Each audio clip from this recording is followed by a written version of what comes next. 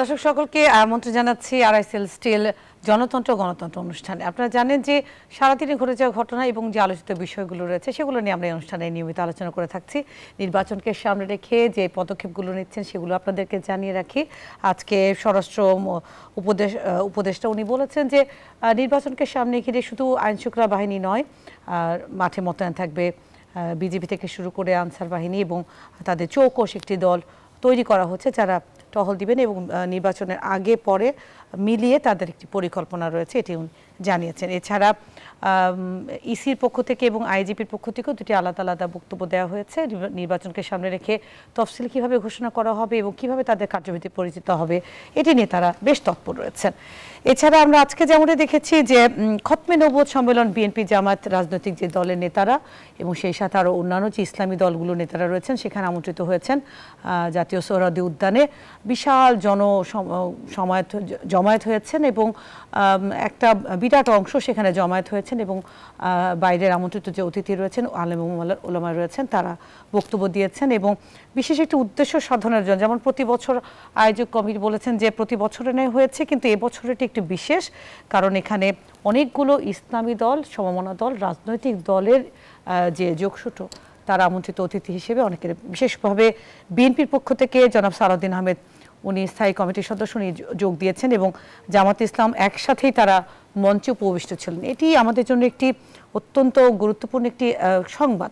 এছাড়াও মির্জা ফখরুল ইসলাম আলমগীর বলেছেন ভারতের যে আগ্রাসন সেটি নিয়ে উনি মন্তব্য করেছেন যে আমাদের উপর দাদাগিরি বন্ধ করেন এবং যদি নির্বাচন করে ক্ষমতায় আসে বিএনপি সেক্ষেত্রে তাদের কর্মপরিকল্পনা কেমন হবে। বিএনপির অন্য একটি সমাবেশে মির্জা ফখরুল ইসলাম আলমগীর এই জাতীয় কথা বলেছে। এর সাথে তাদের যে ইশতেহারে তারা কী কী যুক্ত করতে চাচ্ছে এবং জনগণের জন্য তারা কী কী করতে চাচ্ছেন সেই বিষয়গুলো সম্পর্কে চাঁপাইনবাবগঞ্জে যে জনসমাবেশ হয়েছে সেখানে উনি বক্তব্য দিয়েছেন। এই সব কিছু মাথায় রেখে আমরা আজকের আলোচনার বিষয়বস্তু নির্ধারণ করেছি রাজনীতিতে কি অনিশ্চয়তা কাটছে। এই বিষয়ে আলোচনা করার জন্য আজকে আমাদের স্টুডিওতে দুজন গুরুত্বপূর্ণ অতিথি উপস্থিত রয়েছেন। আমি প্রথমে স্বাগত জানাচ্ছি তাদেরকে। আমার ঠিক ডান দিকেই রয়েছেন মুজিবুর রহমান মঞ্জু, উনি এবি পার্টির সভাপতি, আপনাকে শুভেচ্ছা এবং স্বাগত জানাচ্ছি। সেই সাথে আমাদের সাথে উপস্থিত রয়েছেন বিএনপির vice chairman doctor Asaduzzaman Ripon, আপনাকেও স্বাগত জানাচ্ছি। আমরা যেমনটি আলোচনা করছিলাম আজকের সারাদিনের যে বিষয়বস্তু, আমি প্রথমেই দৃষ্টি নিতে চাই রাজধানীর তিনটি জায়গায় ককটেল বিস্ফোরণের ঘটনা ঘটেছে। আমরা জানি যে বিগত বুধবার বৃহস্পতিবার একটি থমথমে অবস্থা বিরাজমান ছিল। 12-13 তারিখ এবং বিশেষ করে 13ই ডিসেম্বরকে ঘিরে একটি প্রচারণা বা ফেসবুকে বা সামাজিক যোগাযোগ মাধ্যমে যে ভাইরাল হয়েছে আতঙ্কটি, সেটি রাজপথেও আতঙ্কিত ছিল সাধারণ মানুষ। আজকে রাজধানী মিরপুর, হাতিরঝিল এবং মৌচাকে ককটেল বিস্ফোরণ ঘটেছে এবং পুলিশ জানায় যে দুর্বৃত্তরা ফ্লাইওভার যেটি রয়েছেন সেখান থেকে আটকও করা হয়েছে এবং সেখান থেকে মিরপুরে যে 12 নম্বর মেট্রো স্টেশনের 179 নম্বর পিলার তার কাছে দুটি ককটেল বিস্ফোরণ ঘটেছে এবং বিভিন্ন অপরাধে ঢাকা শহর থেকে 17 জনকে গ্রেফতার করা হয়েছে। এই বিষয়গুলো মাথায় রেখে এখনও আজকেও যেহেতু এ ধরনের ঘটনা ঘটেছে, আমরা তো বিগত কয়েকদিন ধরে আলোচনা করেছি যে নির্বাচনকে সামনে রেখে কিছু দুর্বৃত্ত আসলে তাদের যে সন্ত্রাসী কর্মকাণ্ড সেই পরিচালনা করছেন। এর মধ্যেও রাজনৈতিক কি কোনো ইনভলভমেন্ট, যেমন অনেক অভিযোগ করেছে যে বিএনপি তো অনেক আগে থেকেই চাঁদাবাজি করে আসছে বা সন্ত্রাসী ফেলে আসছে, কারণ বিএনপি অনেক বড় দল। এই ব্যাপারগুলোকে আপনারা কিভাবে দেখছেন? আজকেও যে ঘটনাগুলো ঘটলো। ধন্যবাদ রিপন ভাইকে এবং দর্শকবৃন্দকে শুভেচ্ছা। একটা জিনিস তো আমরা দেখছি যে 13 তারিখ রায়ের তারিখ ঠিক হবে, আবার 17 তারিখ সামনে রায় আছে। এটাকে কেন্দ্র করে একটা গন্ডগোল ঝামেলা হবেই এবং আমরা অতীতে যেটা দেখি যে আওয়ামী লীগের যেটা সংস্কৃতি বা পরবর্তীতে অন্যরাও একই সংস্কৃতিতে আমরা রাজনীতিতে এটার উদাহরণ দেখেছি, সেটা হচ্ছে হরতাল ডাকা। আমি আশঙ্কা করছি যে 17 তারিখ আওয়ামী লীগ হরতাল ডাকতে পারে। এর আগের দিন তো আপনার লকডাউন বা শাটডাউন যে কোনো কারণে হোক সেটা ডেকেছে। মানে আগামী ইলেকশনের আগ পর্যন্ত এই ধরনের নানা কর্মসূচি আমরা দেখব আওয়ামী লীগের। এবং আমি যদি দেখি যে আওয়ামী লীগের কাছ থেকে আমরা এর চাইতে বেশি প্রত্যাশা করি, কি খুব বেশি প্রত্যাশার জায়গায় নাই যে আমরা দেখব বা আমরা আমাদের আকাঙ্ক্ষা অনুসারে যে আওয়ামী লীগ হঠাৎ করে নিজেদেরকে একটু বলা যায় আত্মসমালোচনা করে ক্ষমা চেয়ে নিয়ে নিজের ভুল বুঝে সে আবার একটা পজিটিভ পলিটিক্সে আসবে, এটা প্রত্যাশা করা যেতে পারে, কিন্তু যারা রিপন ভাইদের মতো প্রবীণ বা সিনিয়র পলিটিশিয়ান আছেন তারা হয়তো বলবেন যে আওয়ামী লীগের কাছে এটা প্রত্যাশা করা আর মানে মানে মানে ঘোড়ার কাছে ডিম প্রত্যাশা করার মতো সামিল আর কি। তো এটা খুবই দুঃখজনক যে কিন্তু একটা দুইটা হলেও তো বাসের আগুনের ঘটনা ঘটেছে, আমরা যদি এভাবে বিবেচনা করি, একটা নয় আসলে অনেকগুলো ঘটেছে। এবং আজকে কিন্তু পুলিশ যে অভিযান চালিয়েছে সেখানে এই যে জেনেভা ক্যাম্পে 35টি ককটেল কারিগরদের যে জায়গা সেখানে তারা উদ্ধার করেছেন। একদম যে ঘটনা ঘটছে না তা কিন্তু না, ঘটনা কিন্তু ঘটছে, ঘটনা ঘটছে এবং আরো ঘটবে। আমি ঘটবে বলতে আমি বলছি না যে এটা আমি প্রত্যাশা করছি, এটা অ্যান্টিসিপেশন যে এই ধরনের ঘটনা ঘটবে। আওয়ামী লীগ, কারণ এখানে দুটো জিনিস আছে। একটা জিনিস হচ্ছে যে আওয়ামী লীগের সিনিয়র নেতারা সবাই কিন্তু এক ধরনের পালিয়ে আছেন বা অনেকে আছেন দেশ থেকে বাইরে গিয়ে খুব নিরাপদে আছেন ওনারা। এখন দেশের মধ্যে যারা আছেন তারাও অলমোস্ট এখন নিরাপদে আছেন, যারা আত্মগোপনে আছেন বা কোনো না কোনোভাবে শেল্টারে আছেন নানা রকম জায়গায়। কিন্তু বাইরে থেকে বসে এখানে টাকা পাঠিয়ে লোকদেরকে বিভিন্ন রকমের অন্তর্ঘাতমূলক তৎপরতা, বোমা মারা, নানা রকমের কর্মসূচির কথা যেটা বলছেন। এবং আপনি তো জানেন যে আমাদের দেশে গরিব মানুষ আছে, তারপরে নেশাগ্রস্ত লোকজন আছে, মানে ড্রাগ এডিক্টেড লোকজন আছে, যাদেরকে কিছু পয়সা দিলে 2-4টা বোমা মারার। আমি কালকে একটা দেখলাম একটা ছেলে বলছে তাকে 500 টাকা দেওয়া হয়েছে তাকে মিছিল করার জন্য। তো 500, 5000, 10,000 টাকা তো কোনো ব্যাপার না আওয়ামী লীগের কাছে, তাদের কাছে প্রচুর পরিমাণে কালো টাকা আছে। সুতরাং এখন কথা হচ্ছে আমরা এটাকে কিভাবে ফেস করব। এবং আপনি দেখবেন যে সেদিন কিছুটা একটু ত্রাসও ছিল, মানুষের মধ্যে একটা আতঙ্ক ছিল যে কখন কোন গাড়িতে আগুন ধরিয়ে দেয়, কখন কোথায় বোমা মারে। কিন্তু আমি যেটা মনে করি সবচেয়ে বড় সুবিধা যেটা, সেটা হচ্ছে জনসচেতনতা কিন্তু অনেক বেড়েছে এবং মানুষ কিন্তু বিভিন্ন জায়গায় দেখা যাচ্ছে যারা এই ধরনের কাজ করছে তাদেরকে ধরেছে।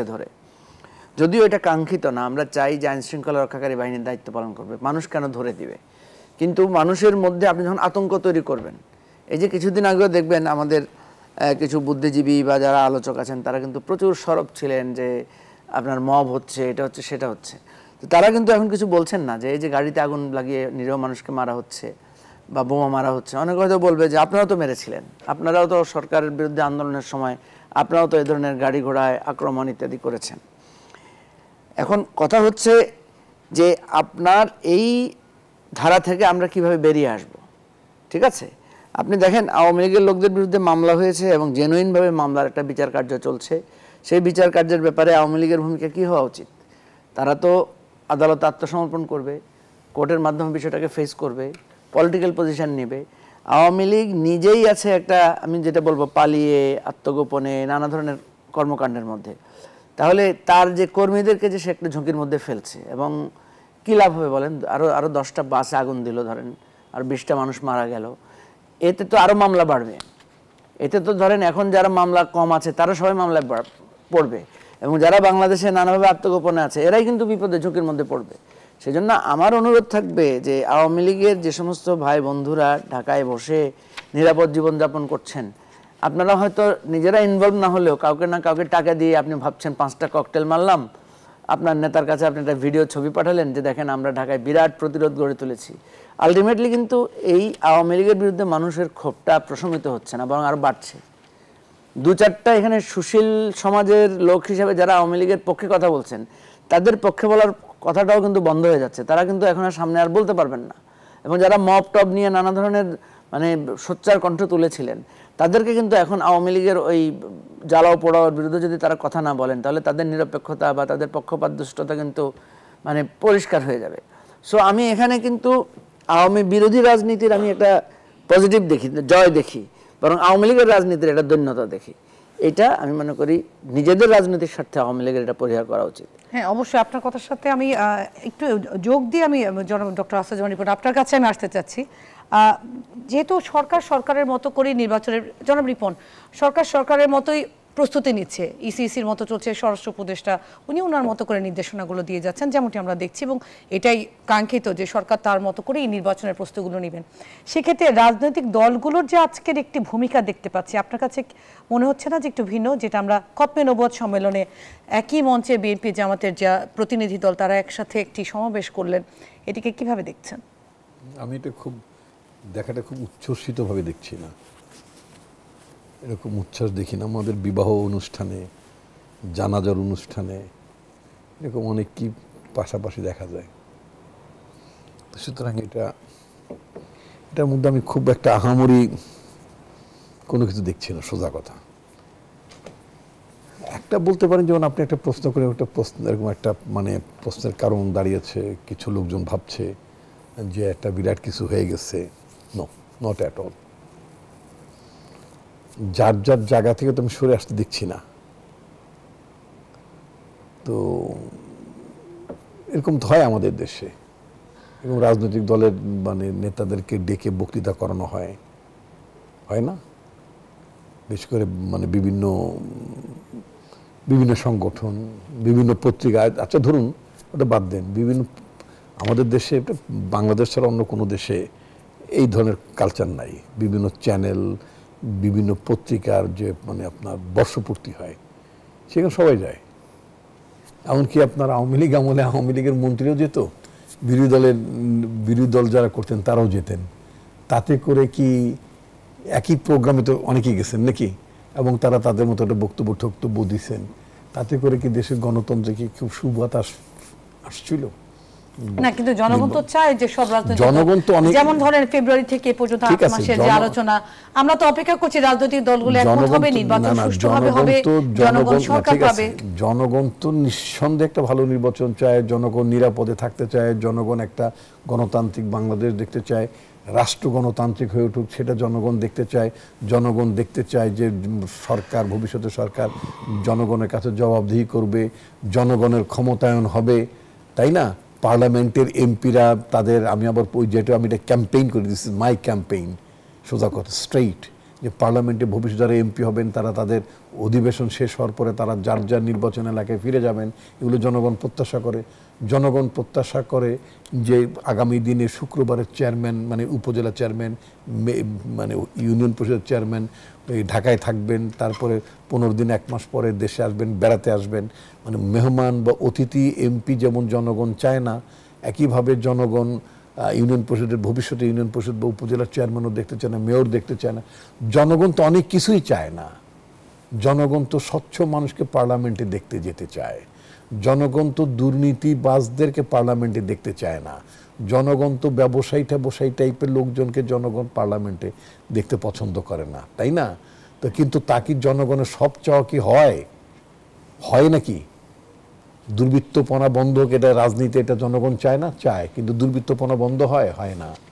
তো জনগণের মানে এটাই হচ্ছে জনগণের দুঃখ, হচ্ছে এটা, যেরকম আপনার 72 সালে মুক্তিযুদ্ধর পরে নতুন সরকার গঠিত হয়েছে, মুক্তিযুদ্ধের চেতনায় সে সরকার মানে গঠিত হবে বা পরিচালিত হবে, হয়েছিল? হয়নি। একদলীয় শাসন ব্যবস্থা হয়েছে, গণতন্ত্রের পথ রুদ্ধ হয়েছে, সংবাদপত্রের স্বাধীনতা হরণ হয়েছে, কালাকানুন জারি হয়েছে, কি না হয় নাই। তারপরে এইটার যে আপনার মানে আমি বলছি এই অচলায়তন ভাঙা হলো 1975 সালের 7 নভেম্বরে সিপাহী জনতার একটা অভ্যুত্থানের মধ্য দিয়ে। সেটা কি আমরা এগিয়ে নিতে পারলাম না। তারপরে এটার জন্য আবার 90 সাল হলো, 90 সালে আবার একটা অভ্যুত্থান হলো। আমরা কি 90 সালে অভ্যুত্থানকে কনসলিডেট করতে পেরেছি, ওই স্পিরিটে কনসলিডেট করতে পেরেছি? আসি আপু, 24 একটা গণ অভ্যুত্থান, এত বড় একটা গণ অভ্যুত্থান হয়ে গেল, 134 জন মা বাবার কোল খালি হয়ে গেল। Straight, it's not a small thing. বাংলাদেশে অনেক বড় বড় আন্দোলনে গাজায় হয়, কিন্তু বাংলাদেশ 36 ডেজের মধ্যে 24 সালে 36শে জুলাই যেটা আমরা বলি, সেখানে 134 জন বাবা মায়ের কোল খালি হয়ে গেল এই শেখ হাসিনা তার স্বৈরাচারী শাসনে। অসংখ্য মানুষ চোখ হারিয়েছে, কেউ 1 চোখ 2 চোখ পঙ্গু হয়ে গেছে, 2000 মতো মানুষ জীবন প্রাণ দিয়েছে। এর বিনিময়ে ঘুরে ফিরে সেই বাতাসা, ঘুরে ফিরে সেই সিঙ্গারার মধ্যে ওই আলু। ওয়াই? তো জনগণ কি তাই চেয়েছে? জনগণ তো তা চায়নি। তো জনগণ তো একটা পরিবর্তন চায়, একটা পরিবর্তিত বাংলাদেশ, একটা নতুন বাংলাদেশের স্বপ্ন মানুষ দেখেছে। তো নতুন বাংলাদেশের স্বপ্ন যদি পূরণ করতে পলিটিক্যাল পার্টিসগুলো না পারে, ফেল করে, তাহলে আমি আপনাকে আবার বলতে চাই, বাংলাদেশে আবার গণ অভ্যুত্থান হবে, এটি অনিবার্য। কারণ বারবার গণ অভ্যুত্থান হয় কেন? আপনি যদি ডেমোক্রেটিক লাইনে ঢুকে পড়েন, স্ট্রেইট রাষ্ট্রটা যদি ডেমোক্রেটিক হয়ে যায়, জবাবদিহির শাসন থাকে নাকি, তাহলে তার গণ অভ্যুত্থান হয় না। কিন্তু আপনি তো সেই দিকে যাবেন না। আপনি জান না তো, এটা তো আল্লাহ রাব্বুল আলামিন পবিত্র কোরআন শরীফে বলছেন যে হে মনুষ্য জাতি তোমরা বড়ই অকৃতজ্ঞ। এটা একবার বলেন, বহুবার বলেছেন।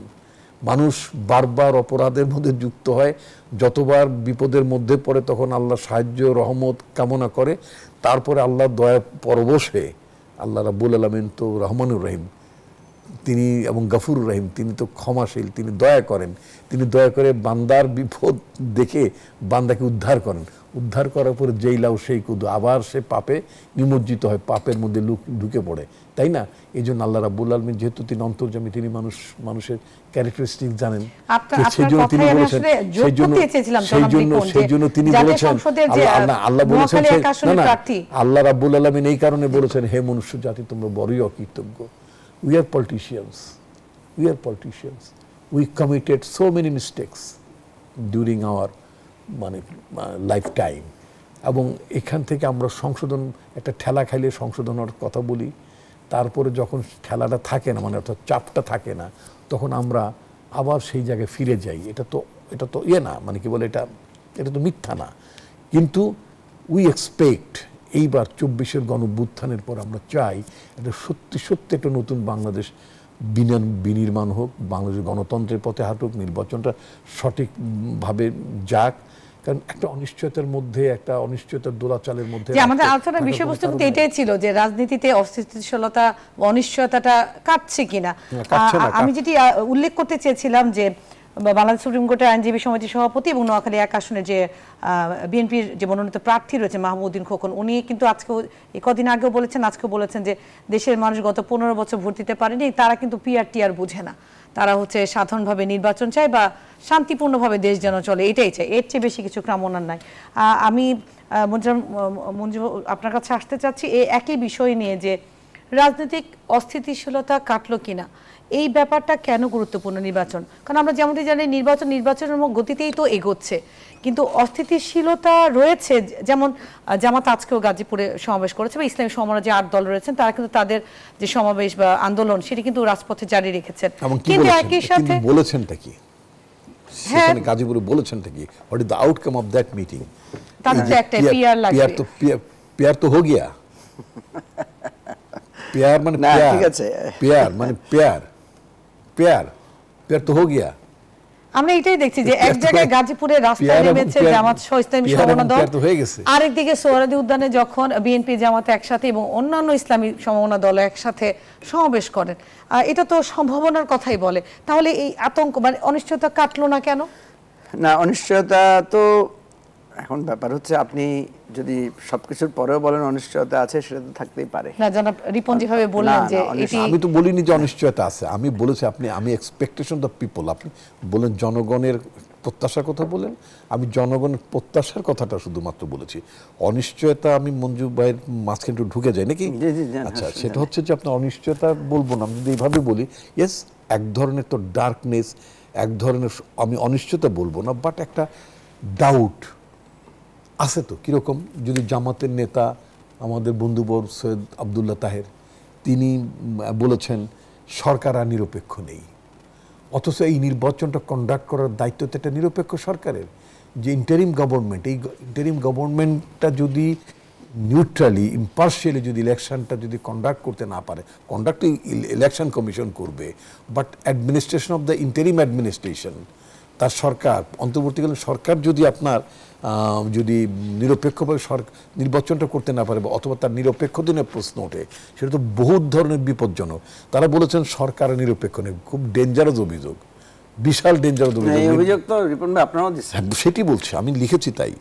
এবং কয়েকজন উপদেষ্টা, গোলাম পরার উনিও বলেছেন, কয়েকজন জোরালোভাবে বক্তব্য দিয়েছেন, এবং বলেছেন কয়েকজন, তো তিনজন উপদেষ্টা নামও দিয়েছেন, এবং বলেছেন কয়েকজন উপদেষ্টা বিশেষ দলের হয়ে কাজ করছে, এটা জামাতের স্টেটমেন্ট, তাদের তালিকা তারা সরকারের কাছে তুলে দেবেন। এবং বিএনপিও এই যে যেটা মঞ্জু ভাই যেটা বললেন, সিমিলার কমপ্লেইন্স তারাও কিন্তু করেছেন। এখন কথা হচ্ছে কি, যেই সরকারের অধীনে আপনার একটা ফ্রি অ্যান্ড ফেয়ার ইলেকশন আপনি এক্সপেক্ট করছেন, একটা মানে নির্বাচনের ট্রেনে উঠছেন এবং একটা গন্তব্যে নামতে চাচ্ছেন, সেই আয়োজনকারী এবং পরিচালনাকারীর বিরুদ্ধে যদি এই জাতীয় অভিযোগ থাকে সেটা একটা বিপজ্জনক অভিযোগ। সুতরাং এই ধরনের একটা বিপজ্জনক অভিযোগ সরকার নিজের মাথায় রেখে অথবা ওই অভিযোগটাকে ঝেড়ে না ফেলে যদি এগুতেই থাকেন তাহলে কি এবং এই ধরনের বাতচিত মানে কথাবার্তা যদি এগোয় তাহলে সেটা তার মধ্যে তো মানুষ একটু আমি বিরতিতে যাব। আমি একটু বলি, সেটা হচ্ছে রিপন ভাই যেটা বলছেন, আমি বারবার বলি সেটা হচ্ছে আমাদের রাজনীতির দুটো জায়গায় আমরা দেখতে পাচ্ছি। দেখবেন সিরিয়াসলি একজন আরেকজনের বিরুদ্ধে কথা বলছেন, আবার কিন্তু একই মিটিং এ একই জায়গায় অনেক মিটিং হচ্ছে। আপনি তো শুধু খতমে নবুয়ত দেখছেন। আমি তো আজকে একটা পত্রিকার বর্ষপূর্তি অনুষ্ঠানে গেলাম, যেখানে আমরা দল বেঁধে একসাথে গল্প স্বল্প করলাম, অনেক এসে ছবি তুলছিল, কেউ দুষ্টামি করে বলছিল কি এখানে কি মন্ত্রণালয় ঠিক হচ্ছে কিনা। তার মানে কি? তার মানে হচ্ছে যে আপনারা যারা বাইরে থেকে দেখছেন টেন্সড সিচুয়েশন, খুব খারাপ, অভিযোগ দিচ্ছে, সরকারের উপর আস্থা নাই, আমরা দেখছি যে না, এগুলো হচ্ছে এক ধরনের রাজনৈতিক আলাপ, কিন্তু ভেতরে আমরা দেখছি যথেষ্ট আস্থা আছে। একসাথে বসে ওনারা কথা বলছেন, একজন আরেকজনের সাথে ওনাদের ইন্টারাকশন হচ্ছে, নানা আলোচনা হচ্ছে। এখন দেখেন কেন এটা বলে, বিএনপি যখন অভিযোগ দেয় তখন জামাত অভিযোগ দেয়, কারণ জামাত মনে করে যে এই যে অভিযোগ দিল, তাহলে তো আমি যদি একটা কাউন্টার অভিযোগ না দিই তাহলে তো আমি ছোট হয়ে গেলাম, আমি কাউন্টার থাকলাম না। এই যে পুরানো ধাঁচের রাজনীতি, যেটাকে আমরা বারবার বলছি, এটা থেকে কিভাবে আমরা সরে আসবো, কিন্তু আসলে সরে আসতে পারছি না, বরং আমরাও আবার পুরানো ধাঁচের সাথে জড়িত হয়ে যাচ্ছি। কারণ আমরা যারা নতুনরা আছি আমরা দেখছি যে হায় রে, আমরা তো ইররিলেভেন্ট হয়ে যাচ্ছি। তখন আমারও ইচ্ছে হয় যে আমিও একটা বোমবাস্টিং কিছু একটা বলি, আমার কাভারেজ নিয়ে আসি, এই ধরনের প্রবণতা। এখন অসুবিধাটা যেটা দাঁড়াচ্ছে সেটা হলো যে মিডিয়া এই জায়গাগুলো আমার কাছে মনে হয় কম পিক করা ভালো, ঠিক আছে? এখন সমস্যা হয় মিডিয়া কিন্তু কোনো ভাইব্রেন্ট ইস্যু না হলে মিডিয়া আবার পিক করে না। রিপন ভাই খুব ভালো কথা বললো, আমাদের একটা ভালো নির্বাচন করতে হবে, এটা কিন্তু মিডিয়া কখনো খুব কভার করবে না। মিডিয়া রিপন ভাই যদি বলে যে আগামী দিন অশনি সংকেত দেখতে পাচ্ছি বা অমুকের বিরুদ্ধে অভিযোগ, তখনই দেখা যায় মিডিয়াটাকে কভার করছে। এইটা আমার কাছে মনে হয় যে এই আলোচনাগুলো আপনারা তোলেন আপনাদের টক শো গুলোতে বা আলোচনাগুলোতে, এটাই তোলেন যে এই কিছুর পরে, আমি যেমন সেদিন একজনকে নিজের সামনেই বলেছি, একজন আমার পাশে একজন টক শো করছিলেন, উনি প্রফেসর ইউনূসের বিরুদ্ধে সিরিয়াস কথা বলছেন। তো আমি তাকে ধরলাম যে ভাই, ওই দিন তো দেখলাম আপনি ধাক্কাধাক্কি করে গিয়ে প্রফেসর ইউনূসের সাথে ছবি তোলার জন্য অস্থির হয়ে গেছেন, ঠিক আছে না? যে আমরা এটাই চাই যে আপনারা যে অভিজ্ঞতাটার মধ্য দিয়ে যাচ্ছেন সেটাই জনগণকে জানাতে চাই। আসলে এই আলোচনাগুলো তোলার উদ্দেশ্য তো এটাই যে আমরা জনগণকে আপনাদের যে রিয়েল টাইম যে অভিজ্ঞতাগুলো হচ্ছে আপনি সেটাই বলবেন। আমি একটা বিরতিতে যাচ্ছি, নিশ্চয়ই আশা করছি আপনারা আজকে সারাদিনে বা এই কয়দিনে যা হয়েছে সেটি জনগণকে জানাবেন। দর্শক, আপনারা দেখছেন RSLC জনতন্ত্র গণতন্ত্র, আমরা আছি আলোচনায়, নিশ্চয়ই একটা বিরতির পর ফিরছি।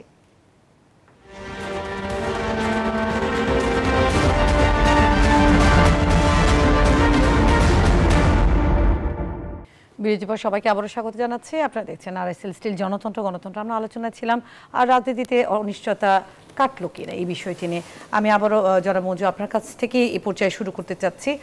জনাব গোলাম পরোয়ার উনি বলেছেন 2014, 18 এবং 24 সালের মতো যে ভোটের যে ব্যাপারগুলো সেগুলো তো অনেকদিন আসলে চলে গেল।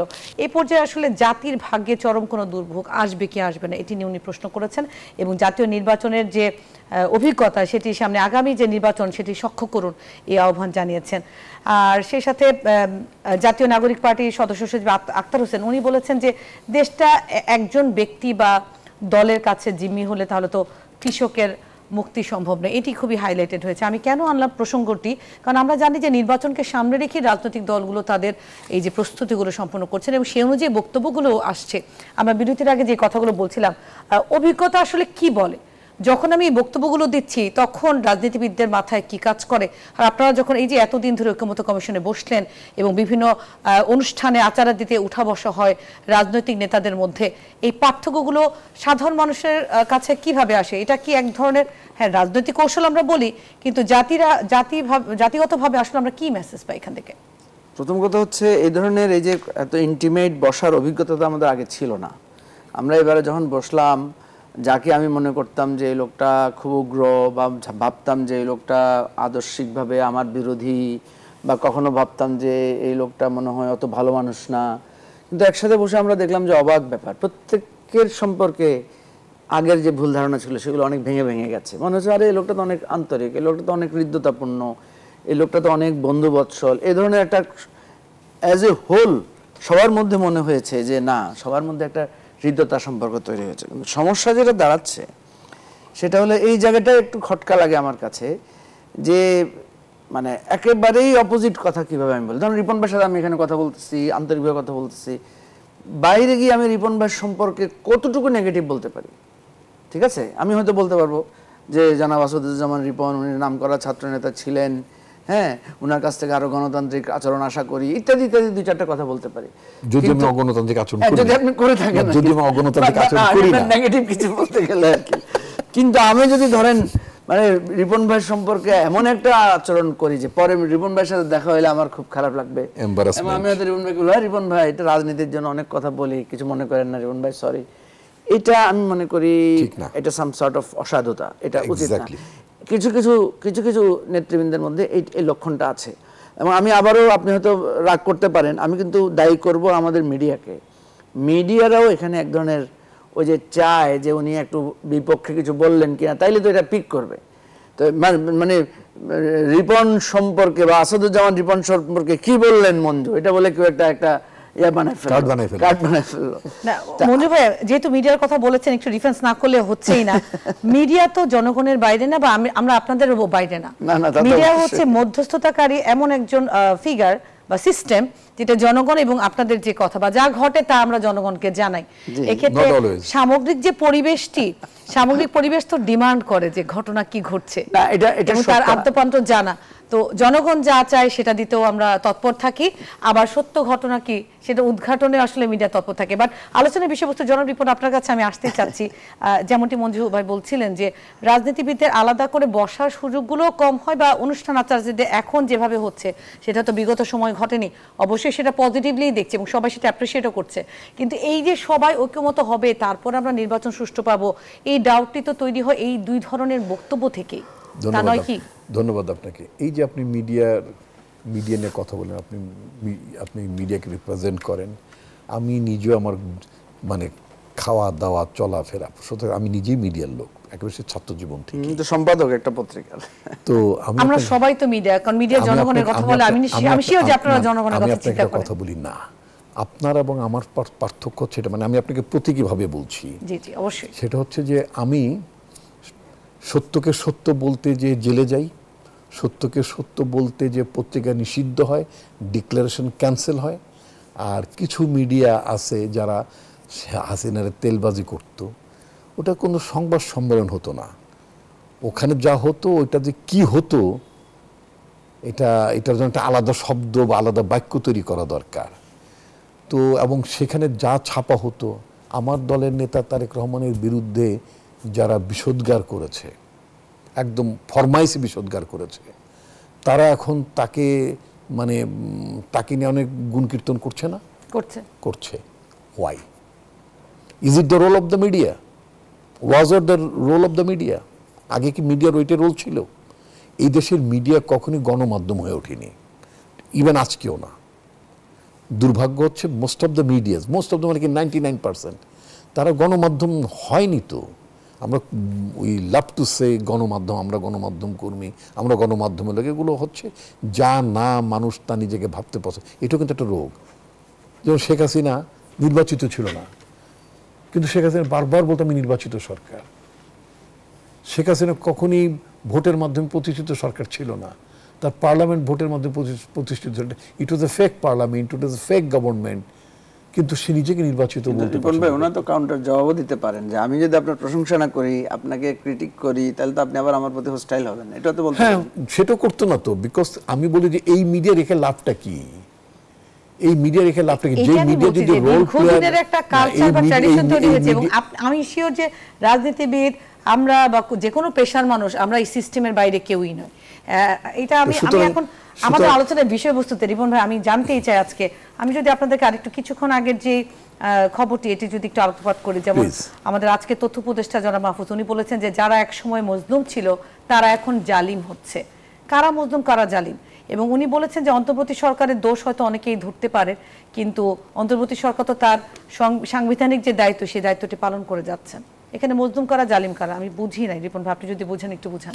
আমি এই দুটো শব্দ যারা এগুলো একটা মানে কি বলবো, মানে যারা উনি কাদেরকে উনিকে বলতে চাচ্ছেন যে নাকি আওয়ামী লীগ মজলুম হয়ে যাচ্ছে কিনা সেটি চিন্তা সেইটাই বলতে চাচ্ছে কিনা। না না আমি বলতে পারি কি বোঝাতে চাচ্ছেন। জি জি অবশ্যই অবশ্যই। আমি ওনার ল্যাঙ্গুয়েজ বুঝি না। জি জি আচ্ছা না আমি যেটা বুঝি আর কি, যে সেটা হলো যে ধরেন মজলুম বলতে কারা, ধরেন আমি মনে করি বিএনপি, জামাত এবং আমরা যারা রাজনীতিবিদ ছিলাম বা মিডিয়াতেও হয়তো যারা নানাভাবে সত্য কথা বলতে গিয়ে বিপদগ্রস্ত হয়েছেন, তারা খুব বিপদের মধ্যে ছিলেন। এখন দেখেন এই যে আমাদের বিএনপির অবস্থাটা কি ছিল, বিএনপির এমনও তো দৃশ্য আমরা দেখেছি যে আপনার রুহুল কবির রিজভী সাহেব একটা চাদর গায়ে দিয়ে ওনার অফিসের সামনে বসে আছেন, 10-20 জন লোক ওনার আশেপাশে আছে, আর পুলিশ পুরো এলাকা ঘেরাও করে রেখেছে। এর মধ্যেই তারা সমাবেশ করেছে। বিএনপির লোকদেরকে মিছিল করছে, তাদেরকে মেরে ধরে নিচ্ছে। আপনাকে সেই দৃশ্য তো এখনো মনে থাকার কথা, ওই যে আপনার এই যে নোয়াখালীর যে এমপি যে পুলিশ যে পিটাইলো সংসদ ভবনের সামনে, জয়নাল আবদিন ফারুককে কিভাবে মারছে পুলিশ, ঠিক আছে, এমপিদের মধ্যে থেকে ছিনিয়ে ওনাকে নিয়ে গেল। তারপরে এই দৃশ্যগুলো তো আমরা দেখেছি যে বিএনপি করা মানে জামাত করা মানে আপনাকে ঘরে বসতে দিবে না, ঘর থেকে ধরে নিয়ে যাচ্ছে। ঠিক সেই মানুষগুলো যারা এতদিন এক ধরনের নিপীড়িত নির্যাতিত ছিলেন, এখন তাদের শক্ত ভাষা, তারা বলছে আঙুল বাঁকা করে দাবি আদায় করব, কেউ বলছে যে মানে ভাসিয়ে দিব, হ্যাঁ, কেউ বলছেন যে আমরা এ করলে আপনারা ভেসে কুল পাবেন না, পিয়াচার নির্বাচন কিভাবে হয় দেখে নিব, হ্যাঁ দেখে নিব। এইটাইকে আমি মনে করি উনি বোঝাতে যাচ্ছেন যে যারা কালকে নিপীড়িত ছিল হঠাৎ করে তাদের এত মানে ইয়ে হওয়ার দরকারটা কি, বা এত হওয়াটা তো একটা ভালো লক্ষণ না।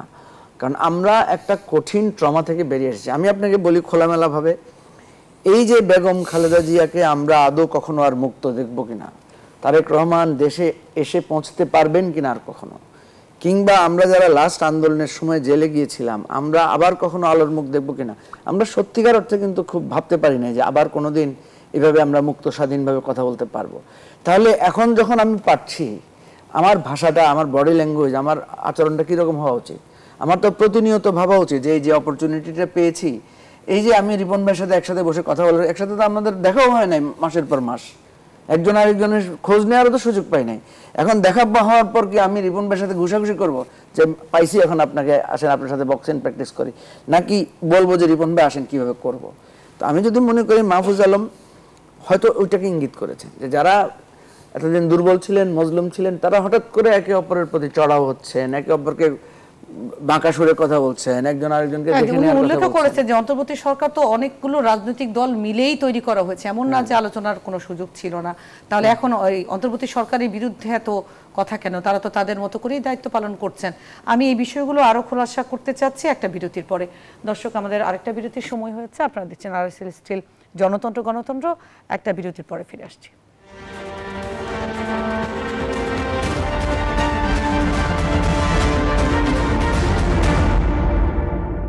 দর্শক সবাইকে আবারও স্বাগত জানাচ্ছি। আপনারা দেখছেন RSL স্টিল জনতন্ত্র গণতন্ত্র। আমরা আলোচনা করছিলাম নির্বাচনকে ঘিরে রাজনৈতিক পরিস্থিতি নিয়ে, এবং ঠিক বিরতিতে যাওয়ার আগে যে প্রসঙ্গে মঞ্জু আপনার সাথে কথা বলছিলাম সেই প্রসঙ্গটি আমি আবার তুলতে চাচ্ছি।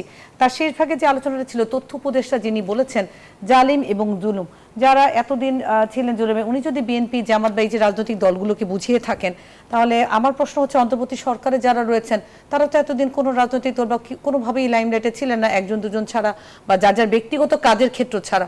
এখন তো অন্তর্বর্তী সরকারেরও নিশ্চয়ই দায়িত্ব রয়েছে। না না, তা তো অবশ্যই। আপনি যেটা বলেছেন এটা এখানে শেষ না। এই জালিম বা মজলুমের তালিকায় শুধু আমি বিএনপি, জামাত বললে হবে না, এটা আমরাও কিন্তু এটার পার্ট। এবং আপনি যেটা বলেছেন কারেক্টলি, যে এই সরকারে যারা আছেন তারাও কোনো না কোনোভাবে কিন্তু নিগ্রহের শিকার হয়েছেন। যেমন ধরেন প্রফেসর ইউনূস হিমসেলফ, ওনাকেও তো এক ধরনের নিগ্রহের শিকার হতে হয়েছে, মামলা, তারপরে ওনাকে হেনস্থা করা হয়েছে। উনি যে এই হেনস্থার শিকার জায়গা থেকে এই জায়গায় দাঁড়িয়েছেন, উনি কি ওনার দায়িত্বটা যথাযথ পালন করেছেন? বা এই যে যার কথা বললেন আপনি, তথ্য উপদেষ্টা বা আমাদের অন্যান্য উপদেষ্টা, এরা প্রত্যেকেই তো নানাভাবে এই যে আন্দোলনের সময় তারা পালিয়ে বেড়াতে হয়েছে না, আন্দোলনের সময় তাদের অধিকার ক্ষুণ্ণ হয়েছে না, তো এখন তাদের আচরণটা কি সেরকম আছে? তারা যখন এখন নিয়ন্ত্রকের জায়গায়, তাদেরকেও তো মানুষ কি সেরকম মনে করছে যে তাদের কি সেই চিহ্নটা আছে যে এরাই আমাদের বিপ্লবের ছবি, এরাই আমাদের বিপ্লবের প্রতিচ্ছবি বা নায়ক ছিলেন, সেই নায়কের সম্মানটা কি তাদেরকে দৃষ্টিতে দেখছে? আমার তো মনে হয় না সেভাবে দেখছে। কারণ এখানে আমাদের একটা সামগ্রিক ব্যর্থতা আছে সামগ্রিক। আমরা এখন এই যে ভুলটা আমরা চিহ্নিত করতে পারছি, আমাদের এখন করণীয় কি? করণীয় হচ্ছে সবাইকে আবার সামগ্রিকভাবে ভুলটা বুঝে ঘুরে দাঁড়াতে হবে। আমরা ঘুরে না দাঁড়ালে যে অসুবিধাটা হবে সেইটা হচ্ছে যে এত বছর পরে একটা সুযোগ পাওয়ার পরে, আপনাকে আমি জাস্ট উদাহরণ হিসেবে বলি সংক্ষেপে, রিপন ভাই হয়তো বলবেন, এই যে ধরেন করোনার সময় আমাদের কি মনে হয়েছে যে হসপিটালগুলোতে আইসিইউ থাকা দরকার, আমরা যেখানে হিউজ মানুষ বসবাস করি সেখানে ইমার্জেন্সির জন্য কিছু আপনার অক্সিজেন সিলিন্ডার রাখা দরকার, এগুলো আমরা করেছি না? দেখবেন প্রত্যেক বাসার নিচে নিচে অক্সিজেন সিলিন্ডার রাখার ব্যবস্থা হয়েছিল। এখন আস্তে আস্তে যদি আমি মনে করি এটা লাগবে না, এটা লাগবে না, আবার তো আরেকটা মরণ ব্যাধি, আরেকটা ডিজাস্টার আসতে পারে না? আসতে পারে। সুতরাং এটা যদি আমরা না করি তাহলে এরপরের ডিজাস্টার যেটা আসবে সেটাতে কিন্তু আমরা আর বাঁচতে পারবো না। নিশ্চয়ই সুদূর প্রসারী মানে কাজ করার অবশ্যই সুযোগ রয়েছে। আমরা যে এবারে মুক্তির জন্য গণ অভ্যুত্থানে ডাক দিয়েছি, দ্বিতীয়বার গণ অভ্যুত্থানে আমি ডাক দিলে বা ওই সমস্ত ফিগাররা ডাক দিলে কেউ কিন্তু আর ঘর থেকে বেরোবে না। কথা বুঝছেন? যদি আমরা সবাই মিলে না হই, এবং ইভেন বিএনপি জামাতের আমি মনে করি তারা যে রাজনীতির ঝগড়াঝাটির মধ্যে লিপ্ত হয়েছে, এই বিএনপি জামাতের রাজনীতির ব্যাপারেও মানুষের কিন্তু আস্তে আস্তে মানুষ মুখ ফিরিয়ে নেবে, নতুন জেনারেশন মুখ ফিরিয়ে নেবে। অবশ্যই। আমি দুটি বক্তব্যের আপনার আলোকপাত করছি জনাব রিপন, এবং তারপর আপনার মন্তব্যটি আমি শুনতে চাচ্ছি। বিএনপি চেয়ারপারসন উপদেষ্টা নোয়াখালী 2 আসনে যিনি রয়েছেন বিএনপি দলীয় প্রার্থী জনাব জয়নুল আবদিন ফারুক, উনি অনেক সিনিয়র নেতা। উনি বলেছেন যে তারা মা বোনদের বলে দাঁড়িপাল্লায় ভোট দিলে বেহেশতে যাওয়া যাবে। কেন মানে এই ধরনের মন্তব্যগুলো কেন আসে? এবং দেশভাগ থেকে শুরু করে এই পর্যন্ত তার একটা অবজারভেশন উনি বলেছেন। এই সাথে আজকে জনাব কিছুদিন আগে যে জনাব অ্যানি আজকে যে বক্তব্যটি দিয়েছেন যে লকডাউন আর বেহেশতের টিকিট বিলিকারীদের মধ্যে সম্পর্ক আছে, এটা কাকে বোঝানোর চেষ্টা করেছেন? কি ধরনের সম্পর্ক রয়েছে? লকডাউন তো আমি মানে অ্যানির কথা যদি বলি, সোফার আই আন্ডারস্ট্যান্ড, সেটা তো লকডাউন ঠকডাউন কি বলেন এখন, শাটডাউন লকডাউন, শাটডাউন না লকডাউন আলাদা। তো এই লকডাউন হলো তো মানে আওয়ামী লীগ, এবং এই লকডাউন যে কি বুঝতেই পারলে মানে লকডাউন হয়ে গেছে, মানে তালা খুলে গেছে আর কি সোজা কথা। বেহেশতের টিকিট বিলিকারীদের মধ্যে সম্পর্ক আছে বলেছেন। হ্যাঁ বলেছেন যে আমার ধারণা যে উনি জামাত ইসলাম এবং আওয়ামী লীগের মধ্যে একটা সম্পর্ক খুঁজতে চেয়েছেন, তাদের অ্যাক্টিভিটি কথাবার্তার মধ্যে অপরকে আক্রমণ করার ক্ষেত্রে, এবং তারাই মানে সব ভালো, যেন আওয়ামী লীগ বলতো তারাই মুক্তিযুদ্ধ করেছে, তারাই দেশটা এনেছে ইত্যাদি ইত্যাদি, অতএব তাদের পক্ষে থাকলেই দেশ ঠিক থাকবে। এই জন্য অ্যানি হয়তো ওইটি বলতে চেয়েছেন যে জামাত ইসলাম যেহেতু, এবং এই বেহেশতের টিকিট দেওয়া দিয়ে এটা তো একটা মানে সিলি ম্যাটার, এটা নিয়ে কী বলবো, এটা ধর্মীয় বিষয় কথাবার্তা আমি মানে সেভাবে বলতেও চাই না, বলা উচিতও না। তা আমি মনে করি যারা বেহেশতের টিকিট দেওয়ার কথা বলছেন এই ভেন্ডরগিরি, অর্থাৎ এটার এজেন্সিশিপ থেকে সরে আসা উচিত। জনগণই আসলে খুব সুচারুরূপে আসলে উনি কিন্তু 96 সালে 172 দিনে যে হরতালটি হয়েছে ওটার উল্লেখ করেছেন যে এই হরতাল তো আসলে ক্ষতি ছাড়া দেশের আর কিছু করে না, তাহলে দেশ কোন দিকে যাবে? এই যে গুপ্তভাবে যারা এই কার্যক্রমগুলো করছে এটাকে উল্লেখ করেছেন। হ্যাঁ সেটাই। এখন এটা মানে যেটা জামাতকে আপনি বলছেন জামাতকে উদ্দেশ্য করে কথা বলেছেন, এতে কোনো সন্দেহ নাই। আর জয়নুল আবদিন ফারুক যেটা বলেছেন এটা তার একটা অবজারভেশন। আসলে সবচেয়ে ভালো হয় কি তাদের অবজারভেশন, যার অবজারভেশন তাকে নিয়ে সেটা ব্যাখ্যা চাওয়া। তাহলে আমি আজকের আলোচিত আরেকটা বক্তব্যে আপনার দৃষ্টি আকর্ষণ করে, আমি একদম শেষ ভাগেই রয়েছে, আর 1-2 মিনিট পাবো। জনাব সৈয়দ আব্দুল্লাহ মোহাম্মদ তাহের উনি বলেছেন যে জিয়া রহমান যখন ছিলেন তখন বিএনপি অনেক বড় দল ছিল, কিন্তু বর্তমানে বিএনপি অনেক বড় দল কিন্তু জনপ্রিয় নয়, জনপ্রিয় হচ্ছে জামাত ইসলামী। এটাকে কিভাবে দেখছেন? ওয়েল, এটা মানে তার নিজের অবস্থান থেকে তিনি এটা দাবি করতেই পারেন, তাই না? বলতেই পারেন যে তার দল অনেক বড় হয়ে গেছে, মনে করতেই পারেন তিনি। উনি জনপ্রিয় বলেছেন। হ্যাঁ মানে এখন সেটার মাপকাঠিটা কি? মাপকাঠি তো এই কথা তো আমরা যেটা বলছি, মাপকাঠি হচ্ছে নির্বাচন। ফাইন, তারা যদি মনে করেন যে তারা জনপ্রিয় হয়ে গেছেন, মানুষের নারীদের কর্মঘণ্টা কমিয়ে দিয়ে অথবা বেহেশতের টিকিট দিয়ে তারা অনেক জনপ্রিয়তা লাভ করেছেন, যদি তারা মনে করেন, আই থিঙ্ক তাদের জন্য এটা একটা মানে এটা টেস্টে যেতে হবে, মানে নির্বাচনে যেতে হবে। তো নির্বাচন তো খুবই সামনে, আমরা নির্বাচনে জনপ্রিয়তা যদি প্রমাণিত হয় সেটা আপনারা মেনে নেবেন? Why not? That is the beauty of the democracy. Why not? যদি দেশের জনগণ যদি মনে করে যে ওদেরকে ভোট দিলে তারা বেহেশতে চলে যেতে পারবে, মুসলমানদের আকাঙ্ক্ষায় তো বেহেশতে চলে যাওয়া, আর নারীরা যদি মনে করে যে ঠিক আছে তাদের কর্মঘণ্টা বেঁচে যাবে, কাজ কম করে তারা অধিক মানে লাভবান হবে, তাহলে তাহলে তাদেরকে যদি তারা পছন্দ করে তবে সেই এটার জন্য তাকে একটা নির্বাচনে ultimately যেতে যেটা হবে। হচ্ছে নির্বাচন ছাড়া আসলে জনপ্রিয়তা বোঝার উপায় কোনো তো অন্য মানদণ্ড কোনো নেই। উপায় নেই। আপনাদের সবাইকে ধন্যবাদ জানাচ্ছি। আমাদের সাথে ডক্টর আসলাম রিপন, আপনাকে ধন্যবাদ জানাচ্ছি। মঞ্জুর মঞ্জু, আপনাকে ধন্যবাদ জানাচ্ছি। দর্শক, এই ছিল আমাদের আজকের RSLC জনতন্ত্র গণতন্ত্র অনুষ্ঠান। নিশ্চয়ই আগামীতে অন্য কোনো বিষয় এবং সারাদিনে যে ঘটে যাওয়া ঘটনা এগুলো নিয়ে আলোচনা করবো। আপনাদেরকে সাথে নিই। ধন্যবাদ সবাইকে।